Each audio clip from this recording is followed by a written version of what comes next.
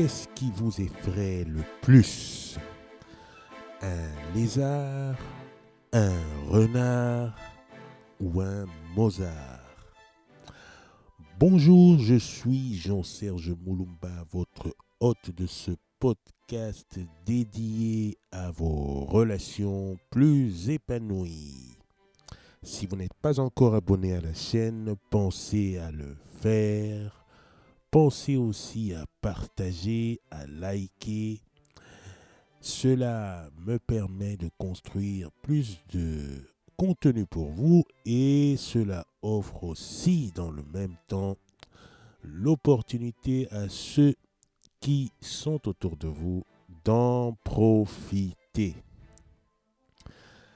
Cette semaine, nous allons aborder la notion du lézard, celle du renard et enfin celle de Mozart. Vous allez savoir pourquoi. C'est dans quelques instants. Gardez l'écoute. Pour celui qui prend le temps d'observer le margouillat, ce lézard à tête rouge qui pourrait être posté sur un mur au soleil pendant des heures et qui tout à coup se mettrait en course pour à nouveau s'arrêter pendant des heures.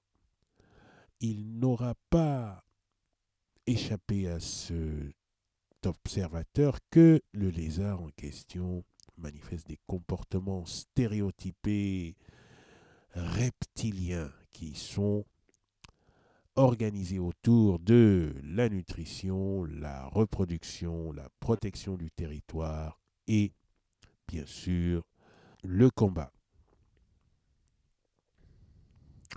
Si vous avez regardé les épisodes précédents concernant les 5 failles ou encore les 3 amis incontournables et même aussi les 3 niveaux de conversation, pour ne parler que de cela, il vous sera facile d'en extirper les éléments qui rentreraient dans le comportement dit reptilien que je veux ici souligner.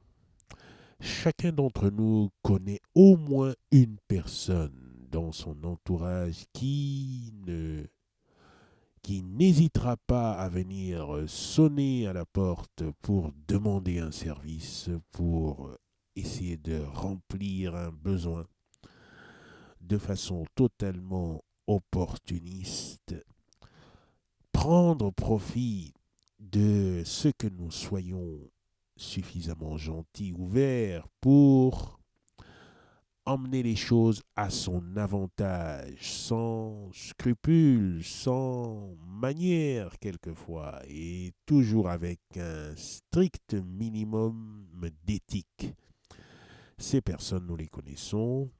Parfois, elles sont très proches, parfois, elles le sont moins. Mais toujours est-il qu'il peut ici être souligné ce caractère dit reptilien, complètement froid, sans émotion particulière, tourné essentiellement vers le remplissage de ses besoins primaires. S'agissant maintenant du renard, ici l'illustration est faite pour souligner l'aspect mammiférien, social, sociable, qui pourrait être traduit dans les comportements qui affichent des associations ou des dissociations selon les intérêts, les postures qui pourraient être exprimées par des personnes. Alors, c'est un peu plus politique, c'est un peu plus complexe, c'est un peu plus calculé, c'est aussi pour les personnes qui nous entourent parfois des manœuvres tactiques où seront avancées la sympathie, de l'empathie ou encore de l'antipathie en fonction des contextes, puisque le tout étant de pouvoir arriver à ses fins avec les moyens du bord. Alors souvent, ces personnes pourront être très aimables dans un sens, puis dans un autre sens complètement désintéressées, critiques d'un côté, puis encensantes de l'autre. Cette valse d'émotions au gré du vent va caractériser le jeu du renard. Le Mozart est par définition atypique. On le reconnaît, c'est l'artiste par ses idées, ses pensées, ses habitudes, ses comportements, par ses passions, son acharnement, sa personnalité, son aura, son talent, ses disciplines, pour le meilleur comme pour le pire. Il ne laisse personne indifférent. Le Mozart est celui qui vous inspirera pour le meilleur de vous-même, qui vous accompagnera selon son caractère ou qui vous poussera selon son caractère aussi. Le Mozart ne laisse personne indifférent quand on le rencontre, ce qui veut dire que son champ conscientiel est complètement énergisé par ses désirs, ses aspirations et ses résultats aussi. Il a cette particularité, c'est qu'il est très charismatique, il a son caractère, soit introverti ou extraverti, il va dans une direction que toute sa personnalité exprime au-delà de ses actes, de ses pensées et de ses idées. Le Mozart peut être quelqu'un qui suscite de l'attrait ou alors peut nous pousser dans la répulsion. Il ne laisse pas indifférent.